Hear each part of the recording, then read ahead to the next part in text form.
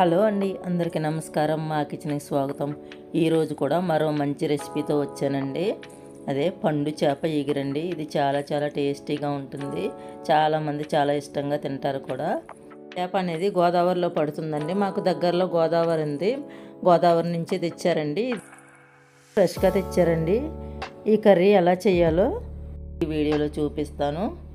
ముందుగా చేప ముక్కలను అయితే ఇలాగ లావుగా కొట్టించుకుంటే పలుచగా ఉంటే విడిపోతాయండి. అందుకనే ముక్క అనేది దలసరిగా కొట్టించుకున్నామండి. ఇలా కొట్టించుకున్న తర్వాత 2-3 సార్లు శుభ్రంగా కడిగిన తర్వాత అందులో కొద్దిగా పసుపు, కారం, ఉప్పు వేసుకుని బాగా ముక్కలకు పట్టేలాగా పట్టించుకుని ఇలా కాసేపు అలా వదిలేయండి. మనకి చేప ముక్కల్లో ఉప్పు, కారం, పసుపు వేసుకొని ఉంచడం వల్ల చాలా టేస్టీగా ఉంటుందండి.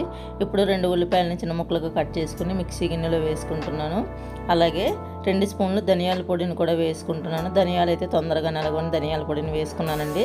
అలాగే 1 స్పూన్ జీలకర్ర పొడిని వేసుకున్నాను. అలాగే 4-5 లవంగ మొగ్గలను వేసుకున్నాను. అలాగే 1 స్పూన్ గసగసాలను కూడా వేసుకున్నానండి. 5-6 వెల్లుల్లి రేకలను కూడా వేసుకోండి. చిన్న రేకలు కాబట్టి కొంచెం ఎక్కువ వేసుకున్నానండి. అలాగే చిన్న అల్లం ముక్కని చిన్న ముక్కలకు కట్ చేసుకుని వేసుకోండి. అల్లం పెద్దగా వేయకండి, ఎందుకంటే చేప అనేది విడిపోతుంది. ఇవన్నీ వేసుకున్న తర్వాత మెత్తగా మిక్సీ పట్టుకోండి. ఇలా మెత్తగా ఉండాలండి. ఇప్పుడు స్టవ్ ఆన్ చేసి ఒక దాకని పెట్టుకోండి. కొంచెం వెడల్పుగా ఉన్న దాకని పెట్టుకోండి, ఎందుకంటే ముక్కలు విడిపోకుండా ఉండడం కోసం. పెట్టుకున్న తర్వాత తగినంత ఆయిల్ని వేసుకునేలాగా కొద్దిగా కారం వేసుకోండి. కారాన్ని ఆయిల్లో వేయడం వల్ల కూర టేస్ట్ అనేది బాగుంటుంది, అలాగే కలర్ కూడా బాగుంటుందండి. ఇప్పుడు ముందుగా మిక్సీ పట్టుకున్న ఉల్లిపాయ పేస్ట్ని వేసేసుకుంటున్నానండి. ఆయిల్లో కారం వేసుకునేటప్పుడు ఆయిల్ అనేది ఎక్కువ వేడెక్కకూడదండి, అలా అయితే మనకి మాడిపోతుంది. మాడిపోకుండా కొద్దిగా వేడెక్కిన తర్వాత అప్పుడు కారం వేసుకుని తర్వాత మసాలా ఉల్లిపాయ పేస్ట్ అనేది వేసుకోండి. తర్వాత 2 స్పూన్లు కల్లుప్పుని వేసుకొని బాగా కలుపుకుని మూత పెట్టుకోండి. చేప ఎగురు అనేది చాలామంది ముక్కలు కోసి పెడతారండి. అలా కాకుండా ఇలాగా ఉల్లిపాయ ముక్కల్ని మిక్సీ పట్టి మనం పేస్ట్లా చేసుకుని కర్రీ చేసామంటే కనుక కర్రీ టేస్ట్ అనేది చాలా బాగుంటుంది. ఈ ఉల్లిపాయ పేస్ట్ని ఆయిల్ పైకి తేలేంత వరకు వేయించుకోండి, అలా అయితే మనకు పచ్చివాసన అనేది పోతుంది. ఇప్పుడు ముందుగా మిక్సీ పట్టుకున్న మిక్సీ గిన్నె ఉంది కదండి, మిక్సీ గిన్నెలో కొద్దిగా వాటర్ వేసుకుని ఇందులో వేసేసుకోండి. అలా అయితే మనకి మిక్సీకి ఉన్న మసాలా అంతా కూడా ఇందులోకి వచ్చేస్తుంది. ఇప్పుడు 4-5 పచ్చిమిరపకాయలు ఇలా ఘాట్లు పెట్టుకుని వేసుకోండి.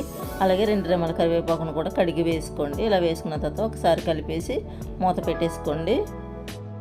మామూలుగా అయితే చేప ముక్కలు వేసిన తర్వాత వాటర్ అనేది వేసుకుంటామండి. అలా కాకుండా ఇవి వాటర్ వేసిన తర్వాత సగం వరకు మనకి ఎగిరిన తర్వాత అప్పుడు చేప ముక్కలు అనేవి వేసుకోవాలండి, ఎందుకంటే ఇది పండు చేప అండి. అదే పండు కప్పని అంటారు. ఇది తొందరగా ఉడికిపోతుందండి, అలాగే విడిపోతుంది కూడా. అందుకని మనం వేసుకున్న వాటర్ అనేది 80% అయిన తర్వాత అప్పుడు చేప ముక్కలు అనేవి వేసుకోవాలండి. చేప ముక్కలు ఇలా ఒక్కొక్క ముక్క వేసుకోండి, అలా అయితే మనకి ముక్క అనేది విడిపోకుండా చాలా బాగా వస్తుంది. కర్రీ కూడా చాలా బాగా ఉంటుందండి. ఇక్కడ గోదావరిలో పడ్డ చేప అండి, ఇది ఫ్రెష్గా తెచ్చిన చేప. చాలా చాలా బాగుంది. ఇలా ముక్కలన్నీ వేసేసుకున్న తర్వాత ఒకసారి మూత పెట్టి అలా 10 నిమిషాలు అలాగే ఉంచేయండి. ఇప్పుడు చేప ముక్కల్లోంచి నీరు ఊరుతుంది కదా, ఆ నీరుతోటి చేప కర్రీ అనేది ఉడికిపోతుందండి. చూడండి, ఇలా గరిటెతో కాకుండా ఇలా క్లాత్ పట్టుకుని మనం ఒకసారి కదుపుకుంటే కనుక మనకి కర్రీ అనేది చేప ముక్క అనేది విడిపోకుండా ఉంటుందండి. తర్వాత మనం సాల్ట్ కావాలంటే చూసుకుని వేసుకోండి. నేను వేసుకున్న సాల్ట్ అయితే నాకు కరెక్ట్గా సరిపోయిందండి. ఇప్పుడు కొద్దిగా కొత్తిమీరను వేసుకోండి. అంతేనండి, ఎంతో టేస్టీగా ఉండే పండు చేప ఎగురు రెడీ అయింది. దీన్ని కొంచెం చల్లారిన తర్వాత తింటే సూపర్గా ఉంటుంది. ఈ వీడియో నచ్చితే లైక్ చేయండి, షేర్ చేయండి. మరెన్నో మంచి మంచి వీడియోస్ కోసం మన ఛానల్ని సబ్స్క్రైబ్ చేసుకోండి.